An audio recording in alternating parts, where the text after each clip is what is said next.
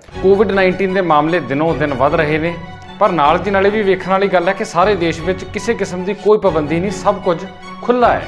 ਅਜਿਹੇ ਵਿੱਚ ਲੋਕਾਂ ਦੇ ਮਨਾਂ ਵਿੱਚ ਤਰ੍ਹਾਂ ਦੇ ਸਵਾਲ ਉੱਠ ਰਹੇ ਨੇ ਕਿ ਆਉਣ ਵਾਲੇ ਦਿਨਾਂ ਵਿੱਚ ਲੋਕਡਾਊਨ ਲੱਗ ਸਕਦਾ, ਹੋਰ ਪਾਬੰਦੀਆਂ ਲੱਗ ਸਕਦੀਆਂ ਨੇ ਅਤੇ ਕਰੋਨਾ ਦੀ ਵੈਕਸੀਨ ਦਾ ਕਿੰਨਾ ਕੁ ਅਸਰ ਹੋਊਗਾ। ਇਹ ਬਹੁਤ ਸਾਰੇ ਚਰਚਿਤ ਮੁੱਦੇ ਨੇ। ਇਹਨਾਂ ਸਾਰੇ ਸਵਾਲਾਂ ਦੇ ਜਵਾਬ ਲੱਭਾਂਗੇ ਅੱਜ ਦੇ ਇਸ ਐਪੀਸੋਡ ਵਿੱਚ ਅਤੇ ਨਾਲ ਦੀ ਨਾਲ ਤੁਹਾਨੂੰ ਕਰੋਨਾ ਦੇ ਮੌਜੂਦਾ ਮਾਹੌਲ ਸੰਬੰਧੀ ਉਹ ਗੱਲਾਂ ਵੀ ਦੱਸਾਂਗੇ ਜੋ ਸਰਕਾਰਾਂ ਅਤੇ ਦੇਸ਼ ਦਾ ਮੀਡੀਆ ਨਹੀਂ ਦੱਸ ਰਿਹਾ। ਇਸ ਲਈ ਅੱਜ ਦੇ ਪ੍ਰੋਗਰਾਮ ਦਾ ਵਿਸ਼ਾ ਬਹੁਤ ਜ਼ਰੂਰੀ ਹੈ ਅਤੇ ਇਸ ਲਈ ਤੁਸੀਂ ਇਸ ਪ੍ਰੋਗਰਾਮ ਨੂੰ ਅੰਤ ਤੱਕ ਜ਼ਰੂਰ ਵੇਖਿਓ।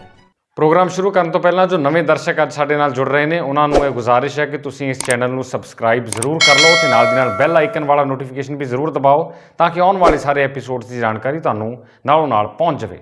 ਇਸ ਵੇਲੇ ਦੇਸ਼ ਵਿੱਚ ਕਰੋਨਾ ਦਾ ਦੂਜਾ ਸਾਲ ਅਤੇ ਕਰੋਨਾ ਦੀ ਦੂਜੀ ਲਹਿਰ ਆਉਣ ਦੀਆਂ ਗੱਲਾਂ ਕਹੀਆਂ ਜਾ ਰਹੀਆਂ ਨੇ। ਦੇਸ਼ ਅੰਦਰ ਰੋਜ਼ਾਨਾ ਕਰੋਨਾ ਦੇ ਮਾਮਲਿਆਂ ਦਾ ਅੰਕੜਾ 1 ਲੱਖ ਤੱਕ ਪਹੁੰਚ ਗਿਆ ਹੈ, ਪਰ ਇਸ ਪੂਰੇ ਮਾਹੌਲ ਨੂੰ ਚੰਗੀ ਤਰ੍ਹਾਂ ਸਮਝਣ ਦੀ ਅਤੇ ਪਰਖਣ ਦੀ ਲੋੜ ਹੈ। ਆਲੇ ਦੁਆਲੇ ਜੋ ਹੋ ਰਿਹਾ ਉਹਨੂੰ ਧਿਆਨ ਨਾਲ ਵੇਖਣ ਦੀ ਲੋੜ ਹੈ ਤਾਂ ਸਾਰੀ ਗੱਲ ਸਮਝ ਆ ਜਾਂਦੀ ਹੈ।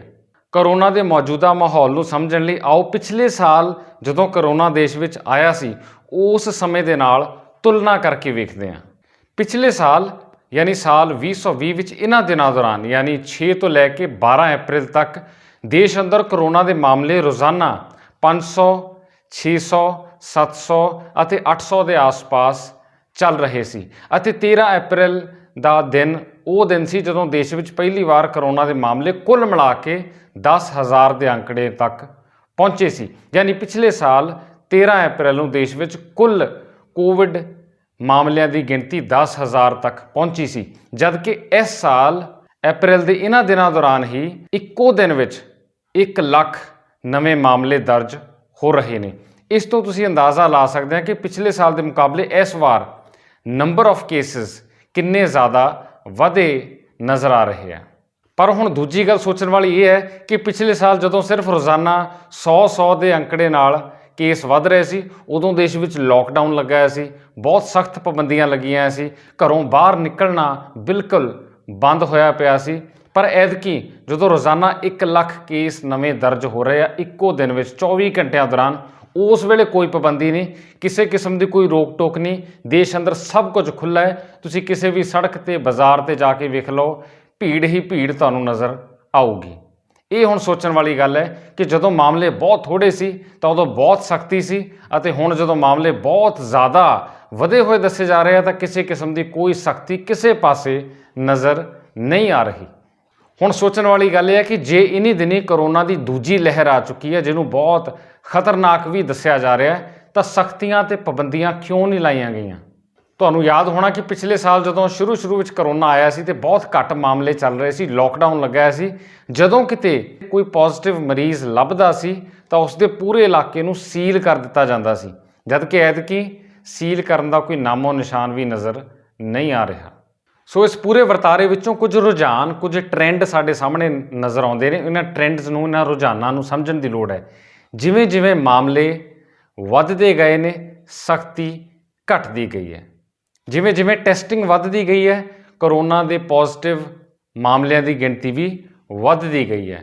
ਜਦੋਂ ਕਰੋਨਾ ਦੇ ਪੋਜ਼ਿਟਿਵ ਮਾਮਲਿਆਂ ਦੀ ਗਿਣਤੀ ਘੱਟ ਸੀ ਤਾਂ ਮੌਤ ਦਰ ਜ਼ਿਆਦਾ ਦੱਸੀ ਜਾ ਰਹੀ ਸੀ ਅਤੇ ਜਿੱਦਾਂ ਕਰੋਨਾ ਦੇ ਮਾਮਲਿਆਂ ਦੀ ਗਿਣਤੀ ਵੱਧਦੀ ਗਈ ਹੈ ਮੌਤ ਦਰ ਘਟਦੀ ਗਈ ਹੈ।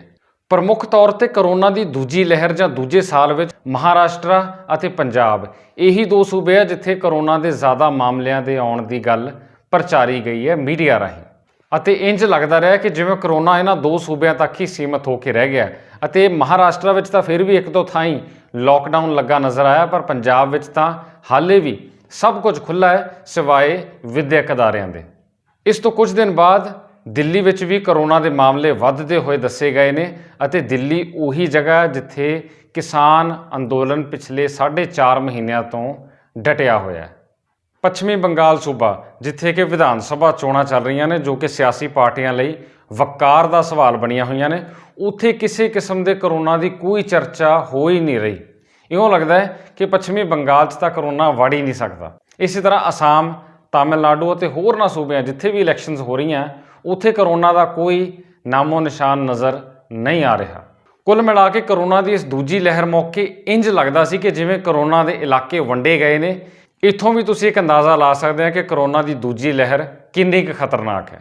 ਇਸ ਦੌਰਾਨ ਕੇਂਦਰ ਸਰਕਾਰ ਦੇ ਕੁਝ ਮੰਤਰੀ ਇਹ ਕਹਿੰਦਿਆਂ ਨਜ਼ਰ ਆਏ ਕਿ ਕਰੋਨਾ ਦੇ ਮਾਮਲੇ ਇਸ ਕਰਕੇ ਵੱਧ ਰਹੇ ਨੇ ਕਿਉਂਕਿ ਲੋਕੀ ਲਾਪਰਵਾਹ ਹੋ ਗਏ ਨੇ ਅਤੇ ਲੋਕ ਜ਼ਾਬਤੇ ਵਿੱਚ ਨਹੀਂ ਰਹਿ ਰਹੇ। ਪਰ ਹੁਣ ਇੱਥੇ ਇਹ ਵੀ ਸੋਚਣਾ ਬਣਦਾ ਕਿ ਲੋਕੀ ਲਾਪਰਵਾਹ ਇਸ ਕਰਕੇ ਹੋਏ ਕਿਉਂਕਿ ਉਹਨਾਂ ਦੇ ਉੱਪਰ ਕਿਸੇ ਕਿਸਮ ਦੀ ਕੋਈ ਪਾਬੰਦੀ ਹੈ ਹੀ ਨਹੀਂ ਸੀ। ਲੋਕਾਂ ਨੂੰ ਖੁੱਲ੍ਹੇ ਛੱਡ ਦਿੱਤਾ ਗਿਆ, ਕਿਸੇ ਕਿਸਮ ਦੀ ਕੋਈ ਰੋਕ ਟੋਕ ਨਹੀਂ, ਤਾਂ ਲੋਕਾਂ ਨੇ ਜ਼ਾਬਤੇ ਵਿੱਚ ਕਿਵੇਂ ਰਹਿਣਾ। ਇਹ ਸਾਰਾ ਕੁਝ ਉਸ ਵੇਲੇ ਹੋ ਰਿਹਾ ਜਦੋਂ ਦੇਸ਼ ਦੇ ਸਿਆਸੀ ਲੀਡਰ ਖੁਦ ਵੱਡੀਆਂ ਵੱਡੀਆਂ ਰੈਲੀਆਂ ਕਰਦੇ ਨਜ਼ਰ ਆਏ, ਲੱਖਾਂ ਲੋਕਾਂ ਦੇ ਇਕੱਠ ਨੂੰ ਸੰਬੋਧਨ ਕਰਦੇ ਨਜ਼ਰ ਆਏ। ਸੋਸ਼ਲ ਡਿਸਟੈਂਸਿੰਗ ਦੀ ਕੋਈ ਪਾਲਣਾ ਨਹੀਂ ਸੀ ਹੋ ਰਹੀ। ਸੋ ਨਾ ਸਿਰਫ ਲੀਡਰ ਰੈਲੀਆਂ ਕਰ ਰਹੇ ਆ ਬਲਕਿ ਵਿਦੇਸ਼ੀ ਫੇਰੀਆਂ ਉੱਤੇ ਵੀ ਜਾਣੇ ਸ਼ੁਰੂ ਹੋ ਚੁੱਕੇ ਆ।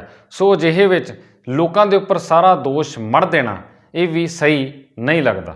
ਪਿਛਲੇ ਦਿਨੀ ਭਾਰਤ ਵਿੱਚ ਦੁਨੀਆ ਦੇ ਸਭ ਤੋਂ ਵੱਡੇ ਕ੍ਰਿਕਟ ਸਟੇਡੀਅਮ ਦਾ ਉਦਘਾਟਨ ਗੁਜਰਾਤ ਦੇ ਅਹਿਮਦਾਬਾਦ ਸ਼ਹਿਰ ਵਿੱਚ ਕੀਤਾ ਗਿਆ। ਇਸ ਮੌਕੇ ਸਟੇਡੀਅਮ ਵਿੱਚ ਦਰਸ਼ਕ ਮੌਜੂਦ ਸੀ। ਭਾਰਤ ਅਤੇ ਇੰਗਲੈਂਡ ਦੀ ਲੜੀ ਦੇ ਸ਼ੁਰੂਆਤੀ ਮੈਚਾਂ ਦੌਰਾਨ ਦਰਸ਼ਕ ਸਟੇਡੀਅਮ ਵਿੱਚ ਬੈਠ ਕੇ ਮੈਚ ਵੇਖਦੇ ਰਹੇ ਨੇ। ਬਾਅਦ ਵਿੱਚ ਹਾਲਾਂਕਿ ਇਸ ਲੜੀ ਦੇ ਮੈਚ ਬਿਨਾਂ ਦਰਸ਼ਕਾਂ ਦੇ ਖੇਡੇ ਗਏ। ਠੀਕ ਇਹਨਾਂ ਦਿਨਾਂ ਦੌਰਾਨ ਛੱਤੀਸਗੜ੍ਹ ਸੂਬੇ ਦੇ ਰਾਏਪੁਰ ਸ਼ਹਿਰ ਦੇ ਕ੍ਰਿਕਟ ਸਟੇਡੀਅਮ ਵਿੱਚ ਇੱਕ ਰੋਡ ਸੇਫਟੀ ਸੀਰੀਜ਼ ਨਾਂ ਦੀ ਕ੍ਰਿਕਟ ਲੜੀ ਚੱਲ ਰਹੀ ਸੀ, ਜਿਹਦੇ ਵਿੱਚ ਚੱਲੇ ਹੋਏ ਕਾਰਤੂਸ ਯਾਨੀ ਸਾਬਕਾ ਖਿਡਾਰੀ ਖੇਡ ਰਹੇ ਸੀ। ਵੱਖ-ਵੱਖ ਦੇਸ਼ਾਂ ਦੀਆਂ ਟੀਮਾਂ ਬਣਾ ਕੇ ਖੱਚਾ ਖੱਚ ਭਰੇ ਸਟੇਡੀਅਮ ਵਿੱਚ ਬੰਦੇ ਨਾਲ ਬੰਦਾ ਖਹਿ ਰਿਹਾ ਸੀ। ਇੰਨੀ ਭੀੜ ਸਟੇਡੀਅਮ ਵਿੱਚ ਸੀ ਅਤੇ ਇਹ ਕੋਈ ਕੌਮਾਂਤਰੀ ਮੈਚਾਂ ਦੀ ਲੜੀ ਨਹੀਂ ਸੀ, ਇੱਕ ਸਿਰਫ ਸ਼ੋਅ ਪੀਸ ਇਵੈਂਟ ਜਿਹਨੂੰ ਕਿਹਾ ਜਾਂਦਾ ਉਹ ਸੀ। ਪਰ ਇਸ ਮੌਕੇ ਖੁੱਲ੍ਹ ਕੇ ਲੋਕਾਂ ਨੇ ਸਟੇਡੀਅਮ ਵਿੱਚ ਹਾਜ਼ਰੀ ਭਰੀ। ਇਸੇ ਲੜੀ ਵਿੱਚ ਖੇਡ ਕੇ ਆਏ ਸਚਿਨ ਤੇਂਦੁਲਕਰ ਹੁਣ ਇਸ ਵੇਲੇ ਕਰੋਨਾ ਪੋਜ਼ਿਟਿਵ ਹੋਣ ਦੀ ਗੱਲ ਟਵਿੱਟਰ ਰਾਹੀਂ ਐਲਾਨ ਕਰ ਰਹੇ ਨੇ ਅਤੇ ਲੋਕਾਂ ਦੀਆਂ ਦੁਆਵਾਂ ਬਟੋਰ ਰਹੇ ਨੇ। ਹੁਣ ਸਚਿਨ ਤੇਂਦੁਲਕਰ ਦੇ ਕਰੋਨਾ ਪੋਜ਼ਿਟਿਵ ਹੋਣ ਦੇ ਐਲਾਨ ਦੇ ਨਾਲ ਇਹ ਵੀ ਚੇਤੇ ਰੱਖੀਏ ਕਿ ਪਿਛਲੇ ਸਾਲ ਜਦੋਂ ਕਰੋਨਾ ਦੀ ਮੌਤ ਦਰ ਘਟ ਗਈ ਸੀ ਅਤੇ ਨੰਬਰ ਆਫ ਕੇਸਿਸ ਵੱਧ ਗਏ ਸੀ ਤਾਂ ਸੈਲੇਬ੍ਰਿਟੀ ਬ੍ਰਾਂਡ ਐਂਬੈਸਡਰ ਜਿਵੇਂ ਆਪਾਂ ਕਹਿ ਸਕਦੇ ਹਾਂ ਤਾਂ ਬਹੁਤ ਸਾਰੇ ਫਿਲਮਾਂ ਵਾਲੇ ਹੋਰ ਬਹੁਤ ਵੱਡੇ ਕਲਾਕਾਰ ਆਪਣੇ ਆਪ ਨੂੰ ਕਰੋਨਾ ਪੋਜ਼ਿਟਿਵ ਐਲਾਨ ਕੇ ਤੇ ਆਈਸੋਲੇਸ਼ਨ ਵਿੱਚ ਜਾਣ ਦੀਆਂ ਗੱਲਾਂ ਕਰ ਰਹੇ ਸੀ। ਹੁਣ ਐਤਕੀ ਸ਼ੁਰੂ ਵਿੱਚ ਹੀ ਇਹ ਸਾਰੇ ਕਰੋਨਾ ਦੇ ਬ੍ਰਾਂਡ ਐਂਬੈਸਡਰ ਮੂਹਰੇ ਆ ਕੇ ਪੋਜ਼ਿਟਿਵ ਰਿਪੋਰਟ ਆਉਣ ਦੇ ਐਲਾਨ ਕਰ ਰਹੇ ਨੇ।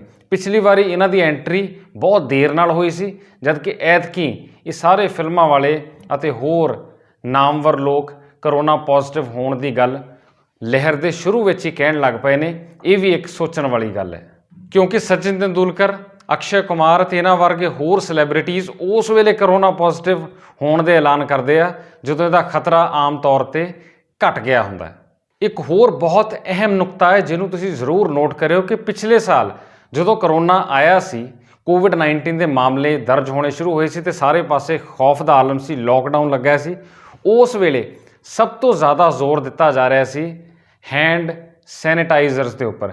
ਸੋਸ਼ਲ ਡਿਸਟੈਂਸਿੰਗ ਦੀ ਪਾਲਣਾ ਕਰੋ, ਸਮਾਜਿਕ ਦੂਰੀ ਬਣਾ ਕੇ ਰੱਖੋ ਅਤੇ ਮਾਸਕ ਪਾ ਕੇ ਰੱਖੋ। ਇਹਨਾਂ ਗੱਲਾਂ ਦੇ ਉੱਪਰ ਜ਼ੋਰ ਦਿੱਤਾ ਜਾ ਰਿਹਾ ਸੀ ਕਿ ਇਹਨਾਂ ਰਾਹੀਂ ਕਰੋਨਾ ਤੋਂ ਬਚਿਆ ਜਾ ਸਕਦਾ ਹੈ। ਜਦ ਕਿ ਐਤਕੀ ਮਾਸਕ ਪਾਉਣ ਦੀ ਗੱਲ ਤਾਂ ਥੋੜ੍ਹੀ ਬਹੁਤੀ ਹੋ ਰਹੀ ਹੈ, ਪਰ ਸੈਨੀਟਾਈਜ਼ ਕਰਨ ਦੀ ਅਤੇ ਸੋਸ਼ਲ ਡਿਸਟੈਂਸਿੰਗ, ਸਮਾਜਿਕ ਦੂਰੀ ਦੀ ਬਿਲਕੁਲ ਗੱਲ ਨਹੀਂ ਹੋ ਰਹੀ। ਸਰਕਾਰਾਂ ਵੱਲੋਂ ਅਤੇ ਮੀਡੀਆ ਵਿੱਚ ਇਸ ਦਾ ਕੋਈ ਜ਼ਿਕਰ ਨਹੀਂ ਹੋ ਰਿਹਾ।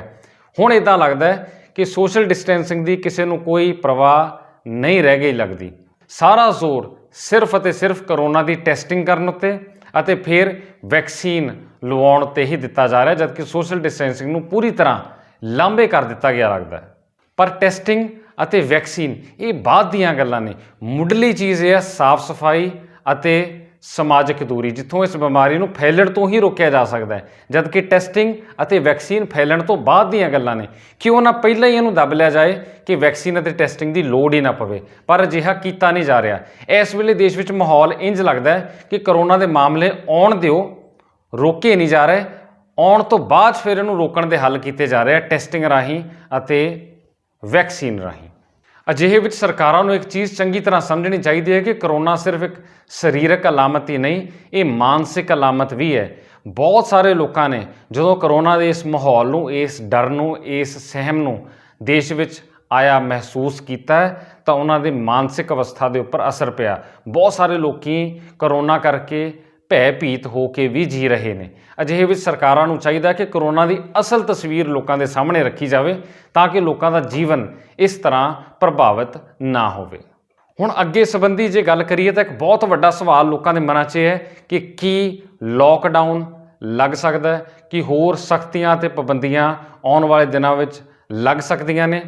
ਤਾਂ ਆਲੇ ਦੁਆਲੇ ਦੇ ਹਾਲਾਤ ਨੂੰ ਸਮਝਦਿਆਂ ਵੇਖਦਿਆਂ ਅਤੇ ਹੁਣੇ ਜੋ ਗੱਲਾਂ ਅਸੀਂ ਤੁਹਾਡੇ ਨਾਲ ਚਰਚਾ ਵਿੱਚ ਲਿਆਂਦੀਆਂ ਉਹਨਾਂ ਤੋਂ ਬਾਅਦ ਇਹ ਲੱਗਦਾ ਹੈ ਕਿ ਲੋਕਡਾਊਨ ਦੀ ਸੰਭਾਵਨਾ ਐਤਕੀ ਨਜ਼ਰ ਨਹੀਂ ਆ ਰਹੀ, ਕਿਉਂਕਿ ਕਿਸੇ ਵੀ ਕਿਸਮ ਦੀ ਸਖਤੀ ਹੁਣ ਤੱਕ ਨਹੀਂ ਕੀਤੀ ਗਈ। ਸੋਸ਼ਲ ਡਿਸਟੈਂਸਿੰਗ ਦੀ ਗੱਲ ਨਹੀਂ ਹੋ ਰਹੀ। ਸੋ ਇੱਥੋਂ ਅੰਦਾਜ਼ਾ ਲਾਇਆ ਜਾ ਸਕਦਾ ਕਿ ਲੋਕਡਾਊਨ ਐਤਕੀ ਲੱਗਦਾ ਵਿਖਾਈ ਨਹੀਂ ਦਿੰਦਾ। ਪੱਛਮੀ ਬੰਗਾਲ ਸੂਬੇ ਵਿੱਚ ਚੋਣਾਂ ਦਾ ਆਲਮ ਹਾਲੇ ਚੱਲਣਾ ਹੈ, ਕਈ ਗੇੜ ਰਹਿੰਦੇ ਆ। ਅਜਿਹੇ ਵਿੱਚ ਲੋਕਡਾਊਨ ਲੱਗਣ ਦੀ ਸੰਭਾਵਨਾ ਨਜ਼ਰ ਨਹੀਂ ਆਉਂਦੀ, ਕਿਉਂਕਿ ਸਿਆਸੀ ਪਾਰਟੀਆਂ ਦੇ ਲਈ ਚੋਣਾਂ ਇੱਕ ਬਹੁਤ ਵੱਡਾ ਮੁੱਦਾ ਹੁੰਦੀਆਂ ਨੇ। ਇਸੇ ਤਰ੍ਹਾਂ ਦੇਸ਼ ਦੀ ਸਭ ਤੋਂ ਵੱਡੀ ਪੈਸਾ ਲੀਗ IPL ਦੇ ਮੈਚ ਵੀ 9 ਅਪ੍ਰੈਲ ਤੋਂ ਸ਼ੁਰੂ ਹੋਣ ਲੱਗੇ ਆ, ਜਿਹਦਾ ਪੂਰਾ ਪ੍ਰੋਗਰਾਮ ਪਹਿਲਾਂ ਹੀ ਐਲਾਨਿਆ ਜਾ ਚੁੱਕਾ ਹੈ। ਸੋ ਜਦੋਂ IPL ਸ਼ੁਰੂ ਹੋਣ ਵਾਲੀ ਹੋਵੇ, ਜ਼ੋਰਾਂ ਸ਼ੋਰਾਂ ਨਾਲ ਉਹਦੀਆਂ ਤਿਆਰੀਆਂ ਹੋ ਰਹੀਆਂ, ਤਾਂ ਅਜਿਹੇ ਵਿੱਚ ਲੋਕਡਾਊਨ ਲੱਗਣ ਦੀ ਸੰਭਾਵਨਾ ਨਹੀਂ ਲੱਗਦੀ। ਹੁਣ ਤੁਸੀਂ IPL ਨੂੰ ਕੋਈ ਐਰੀ ਗੈਰੀ ਚੀਜ਼ ਨਾ ਸਮਝੋ। IPL ਦੇ ਪਿੱਛੇ ਉਹ ਤਾਕਤਾਂ ਖੜੀਆਂ ਨੇ ਜੋ ਦੇਸ਼ ਵਿੱਚ ਇਸ ਵੇਲੇ ਸਭ ਤੋਂ ਜ਼ਿਆਦਾ ਪ੍ਰਭਾਵਸ਼ਾਲੀ ਨੇ। ਸੋ ਉਹਨਾਂ ਦੀ ਲੀਗ IPL ਜੇ ਹੋਣ ਲਈ ਤਿਆਰ ਹੈ ਤਾਂ ਇੱਥੋਂ ਅੰਦਾਜ਼ਾ ਲਾ ਲਓ ਕਿ ਦੇਸ਼ ਵਿੱਚ ਲੋਕਡਾਊਨ ਦੀ ਕੋਈ ਸੰਭਾਵਨਾ ਨਜ਼ਰ ਨਹੀਂ ਆ ਰਹੀ। ਸੋ ਅਜਿਹੇ ਵਿੱਚ ਇਹਨਾਂ ਦੋ ਚੀਜ਼ਾਂ ਨੂੰ ਵੇਖਦਿਆਂ, ਵੋਟਾਂ ਅਤੇ IPL, ਇਹਨਾਂ ਨੂੰ ਵੇਖਦਿਆਂ ਇਹ ਲੱਗਦਾ ਹੈ ਕਿ ਦੇਸ਼ ਵਿੱਚ ਲੋਕਡਾਊਨ ਲੱਗਣ ਦੀ ਹਾਲ ਦੀ ਘੜੀ ਕੋਈ ਸੰਭਾਵਨਾ ਨਜ਼ਰ ਨਹੀਂ ਆਉਂਦੀ। ਇਸ ਤੋਂ ਬਾਅਦ ਗੱਲ ਵੈਕਸੀਨ ਦੀ ਵੀ ਕਰ ਲਈਏ, ਕਿਉਂਕਿ ਇਹ ਵੀ ਇੱਕ ਬਹੁਤ ਵੱਡਾ ਚਰਚਾ ਦਾ ਵਿਸ਼ਾ ਹੈ। ਲੋਕੀ ਵੈਕਸੀਨ ਲਵਾਉਣ ਲਈ ਪਹੁੰਚ ਵੀ ਰਹੇ ਆ, ਪਰ ਇਸ ਵੈਕਸੀਨ ਦੇ ਮਿਲੇ ਜੁਲੇ ਨਤੀਜੇ ਅਤੇ ਮਿਲੀਆਂ ਜੁਲੀਆਂ ਪ੍ਰਤੀਕਿਰਿਆਵਾਂ ਹੁਣ ਤੱਕ ਸਾਨੂੰ ਮਿਲ ਰਹੀਆਂ ਨੇ। ਕਈ ਦਰਸ਼ਕਾਂ ਨੇ ਸਾਨੂੰ ਇਹ ਲਿਖ ਕੇ ਭੇਜਿਆ ਕਿ ਉਹਨਾਂ ਨੇ ਜਦੋਂ ਕਰੋਨਾ ਦੀ ਵੈਕਸੀਨ ਲਵਾਈ ਤਾਂ ਉਸ ਤੋਂ ਬਾਅਦ ਉਹਨਾਂ ਨੂੰ ਬੁਖਾਰ ਹੋਇਆ ਅਤੇ ਕੁਝ ਹੋਰ ਸਰੀਰਕ ਅਲਾਮਤਾਂ ਦਾ, ਕੁਝ ਸਿਹਤ ਦੀ ਖਰਾਬੀ ਦਾ ਸਾਹਮਣਾ ਕਰਨਾ ਪਿਆ ਹੈ। ਕਈ ਕੇਸ ਅਜਿਹੇ ਵੀ ਪਤਾ ਲੱਗੇ ਨੇ ਜਿੱਥੇ ਕਰੋਨਾ ਦੀ ਵੈਕਸੀਨ ਲਵਾਉਣ ਤੋਂ ਬਾਅਦ ਮਰੀਜ਼ ਦੀ ਕਰੋਨਾ ਰਿਪੋਰਟ ਪੋਜ਼ਿਟਿਵ ਆ ਗਈ, ਅਤੇ ਇਸ ਤਰੀਕੇ ਨਾਲ ਕੋਈ ਵੀ ਐਸਾ ਭਰੋਸਾ ਨਹੀਂ ਦਵਾਇਆ ਜਾ ਸਕਦਾ ਕਿ ਕਰੋਨਾ ਦੀ ਵੈਕਸੀਨ ਲੱਗਣ ਤੋਂ ਬਾਅਦ ਬੰਦਾ ਕਰੋਨਾ ਪੋਜ਼ਿਟਿਵ ਨਹੀਂ ਹੋਊਗਾ। ਦੂਜੇ ਬੰਨੇ ਸਾਡੇ ਬਹੁਤ ਸਾਰੇ ਦਰਸ਼ਕ ਅਜਿਹੇ ਵੀ ਨੇ ਜਿਨ੍ਹਾਂ ਨੇ ਸਾਨੂੰ ਇਹ ਰਿਪੋਰਟ ਭੇਜੀ ਹੈ ਕਿ ਕਰੋਨਾ ਦੀ ਵੈਕਸੀਨ ਲਵਾਉਣ ਤੋਂ ਬਾਅਦ ਉਹਨਾਂ ਦੀ ਸਿਹਤ ਬਿਲਕੁਲ ਠੀਕ ਠਾਕ ਚੱਲ ਰਹੀ ਹੈ ਅਤੇ ਕਿਸੇ ਕਿਸਮ ਦੀ ਸਮੱਸਿਆ ਦਾ ਉਹਨਾਂ ਨੂੰ ਸਾਹਮਣਾ ਨਹੀਂ ਕਰਨਾ ਪਿਆ। ਸੋ ਇਸ ਤਰ੍ਹਾਂ ਕਰੋਨਾ ਦੀ ਵੈਕਸੀਨ ਸੰਬੰਧੀ ਹਾਲੇ ਵੀ ਭੰਬਲ ਭੂਸਾ ਬਰਕਰਾਰ ਆ। ਇਹਦੀ 100% ਭਰੋਸੇਯੋਗਤਾ ਬਾਰੇ ਬਿਲਕੁਲ ਨਹੀਂ ਕਿਹਾ ਜਾ ਸਕਦਾ। ਸੋ ਕੁੱਲ ਮਿਲਾ ਕੇ ਇੱਕ ਚੀਜ਼ ਸਾਫ਼ ਆ ਕਿ ਕਰੋਨਾ ਦੀ ਇਸ ਵੇਲੇ ਦੀ ਤਾਜ਼ਾ ਸਥਿਤੀ ਬਿਲਕੁਲ ਸਾਫ਼ ਨਹੀਂ, ਅਤੇ ਇਹਦੇ ਬਾਰੇ ਲੋਕਾਂ ਨੂੰ ਸਹੀ ਜਾਣਕਾਰੀ ਨਹੀਂ ਦਿੱਤੀ ਜਾ ਰਹੀ ਕਿ ਕਿੰਨਾ ਕੁ ਖਤਰਾ ਆ ਅਤੇ ਕਿੰਨਾ ਕੁ ਸਿਰਫ ਰੌਲਾ ਆ। ਰੌਲੇ ਦੀ ਗੱਲ ਇਸ ਕਰਕੇ ਕਰਨੀ ਬਣਦੀ ਹੈ ਕਿਉਂਕਿ ਸਾਡੇ ਦੇਸ਼ ਵਿੱਚ ਕਈ ਸਿਆਸੀ ਪਾਰਟੀਆਂ ਅਤੇ ਕਈ ਅਜਿਹੀਆਂ ਧਿਰਾਂ ਨੇ ਜਿਨ੍ਹਾਂ ਨੂੰ ਕਰੋਨਾ ਰਾਸ ਆਇਆ ਹੋਇਆ। ਉਹਨਾਂ ਦੇ ਲਈ ਇੱਕ ਵਧੀਆ ਹਾਲਾਤ ਬਣ ਗਏ ਨੇ ਕਿ ਉਹਨਾਂ ਦੇ ਦਿਨ ਕੱਟੀ ਹੋ ਰਹੇ ਆ ਆਰਾਮ ਨਾਲ। ਇਸੇ ਕਰਕੇ ਨਾ ਤਾਂ ਕਰੋਨਾ ਦੀ ਸਥਿਤੀ ਪਿਛਲੇ ਸਾਲ ਚੰਗੀ ਤਰ੍ਹਾਂ ਸਪਸ਼ਟ ਕੀਤੀ ਗਈ ਅਤੇ ਨਾ ਹੀ ਐਤਕੀ ਕੀਤੀ ਜਾ ਰਹੀ ਹੈ, ਅਤੇ ਸ਼ਾਇਦ ਕਦੀ ਵੀ ਲੋਕਾਂ ਨੂੰ ਖੁੱਲ੍ਹ ਕੇ ਇਹਦੀ ਅਸਲੀਅਤ ਨਹੀਂ ਦੱਸੀ ਜਾਊਗੀ। ਕਰੋਨਾ ਕਰਕੇ ਕਿਹਨਾਂ ਲੋਕਾਂ ਦਾ ਫਾਇਦਾ ਹੋ ਰਿਹਾ ਇਹਦੇ ਬਾਰੇ ਇਸ ਐਪੀਸੋਡ ਵਿੱਚ ਗੱਲ ਕਰਨ ਦੀ ਬਜਾਏ ਅਸੀਂ ਤੁਹਾਨੂੰ ਇਹ ਦੱਸਾਂਗੇ ਕਿ ਪਿਛਲੇ ਸਾਲ ਜੁਲਾਈ ਮਹੀਨੇ ਅਸੀਂ ਇੱਕ ਪ੍ਰੋਗਰਾਮ ਬਣਾ ਕੇ ਤੁਹਾਡੇ ਲਈ ਲਿਆਂਦਾ ਸੀ, ਜਿਹਦੇ ਵਿੱਚ ਇਹ ਗੱਲ ਚੰਗੀ ਤਰ੍ਹਾਂ ਡਿਟੇਲ ਵਿੱਚ, ਤਫਸੀਲ ਵਿੱਚ ਦੱਸੀ ਸੀ ਕਿ ਕਰੋਨਾ ਦੇ ਕਰਕੇ ਕਿਹਨਾਂ ਲੋਕਾਂ ਨੂੰ ਫਾਇਦਾ ਹੋਇਆ ਅਤੇ ਕਿਹੜੇ ਲੋਕੀ ਕਰੋਨਾ ਨੂੰ ਚੱਲਦਾ ਰੱਖਣਾ ਚਾਹੁੰਦੇ ਨੇ। ਤੁਸੀਂ ਉਹ ਪ੍ਰੋਗਰਾਮ ਜੇ ਨਹੀਂ ਵੇਖਿਆ ਤਾਂ ਜ਼ਰੂਰ ਵੇਖੋ। ਉਸ ਪ੍ਰੋਗਰਾਮ ਦਾ ਲਿੰਕ ਅਸੀਂ ਹੇਠਾਂ ਡਿਸਕ੍ਰਿਪਸ਼ਨ ਦੇ ਵਿੱਚ ਤੁਹਾਨੂੰ ਦੇ ਰਹੇ ਹਾਂ, ਤੁਸੀਂ ਉੱਤੇ ਲੌਗਇਨ ਕਰਕੇ ਉਹ ਪ੍ਰੋਗਰਾਮ ਵੀ ਜ਼ਰੂਰ ਦੇਖਿਓ। ਸੋ ਕਰੋਨਾ ਚਾਹੇ ਹੈ ਚਾਹੇ ਨਹੀਂ, ਚਾਹੇ ਖਤਰਨਾਕ ਆ ਚਾਹੇ ਖਤਰਨਾਕ ਨਹੀਂ, ਚਾਹੇ ਪਹਿਲੀ ਲਹਿਰ ਆ ਚਾਹੇ ਦੂਜੀ ਲਹਿਰ ਆ, ਇਹਨਾਂ ਸਾਰੀਆਂ ਗੱਲਾਂ ਨੂੰ ਪਾਸੇ ਰੱਖ ਕੇ ਸਾਨੂੰ ਆਪਣੀ ਸਿਹਤ ਦਾ ਖਿਆਲ ਜ਼ਰੂਰ ਰੱਖਣਾ ਚਾਹੀਦਾ ਹੈ, ਕਿਉਂਕਿ ਪਰਹੇਜ਼ ਸਭ ਤੋਂ ਵਧੀਆ ਇਲਾਜ ਮੰਨਿਆ ਜਾਂਦਾ ਹੈ। ਅਤੇ ਨਾਲ ਦੀ ਨਾਲ ਇਹ ਵੀ ਬੇहद ਜ਼ਰੂਰੀ ਹੈ ਕਿ ਅਸੀਂ ਆਪਣੀਆਂ ਅੱਖਾਂ, ਕੰਨ ਅਤੇ ਦਿਮਾਗ ਦੇ ਦਰਵਾਜ਼ੇ ਖੁੱਲ੍ਹੇ ਰੱਖੀਏ ਤਾਂ ਜੋ ਆਲੇ ਦੁਆਲੇ ਦੇ ਹਾਲਾਤ ਨੂੰ, ਵਰਤਾਰੇ ਨੂੰ ਸਮਝ ਸਕੀਏ ਅਤੇ ਅਫਵਾਹਾਂ ਤੋਂ ਆਪਣਾ ਬਚਾਅ ਕਰ ਸਕੀਏ ਅਤੇ ਕਿਸੇ ਵੀ ਤਰ੍ਹਾਂ ਦੇ ਡਰ ਅਤੇ ਸਹਿਮ ਵਿੱਚ ਨਾ ਜੀਏ। ਅੱਜ ਦੇ ਇਸ ਪ੍ਰੋਗਰਾਮ ਵਿੱਚ ਦੱਸੀ ਗਈ ਜਾਣਕਾਰੀ ਤੁਹਾਨੂੰ ਚੰਗੀ ਲੱਗੀ ਹੈ ਤਾਂ ਇਸ ਪ੍ਰੋਗਰਾਮ ਨੂੰ ਲਾਈਕ ਜ਼ਰੂਰ ਕਰਿਓ ਅਤੇ ਨਾਲ ਦੀ ਨਾਲ ਇਸ ਜਾਣਕਾਰੀ ਨੂੰ ਸ਼ੇਅਰ ਕਰਕੇ, ਫਾਰਵਰਡ ਕਰਕੇ ਹੋਰਨਾਂ ਲੋਕਾਂ ਤੱਕ ਵੀ ਜ਼ਰੂਰ ਸਾਂਝੀ ਕਰੋ। ਪ੍ਰੋਗਰਾਮ ਨੂੰ ਵੱਧ ਤੋਂ ਵੱਧ ਲੋਕਾਂ ਤੱਕ ਭੇਜਿਓ ਤਾਂ ਕਿ ਉਹ ਵੀ ਇਸ ਜਾਣਕਾਰੀ ਨੂੰ ਸਮਝ ਲੈਣ ਅਤੇ ਕਰੋਨਾ ਦੇ ਮੌਜੂਦਾ ਹਾਲਾਤ ਸੰਬੰਧੀ ਵੀ ਕੁਝ ਅਸਲੀਅਤ ਤੋਂ ਵਾਕਿਫ ਹੋ ਸਕਣ। ਇਸ ਮੁੱਦੇ ਬਾਰੇ ਤੁਹਾਡੇ ਕੋਲ ਬਹੁਤ ਵਧੀਆ ਜਾਣਕਾਰੀ ਹੋਊਗੀ, ਤੁਸੀਂ ਕਮੈਂਟਸ ਦੇ ਰਾਹੀਂ ਸਾਡੇ ਨਾਲ ਆਪਣੇ ਵਿਚਾਰ ਜ਼ਰੂਰ ਸਾਂਝੇ ਕਰਿਓ। ਅੱਜ ਦਾ ਇਹ ਪ੍ਰੋਗਰਾਮ ਵੇਖਣ ਦੇ ਲਈ ਬਹੁਤ ਬਹੁਤ ਧੰਨਵਾਦ।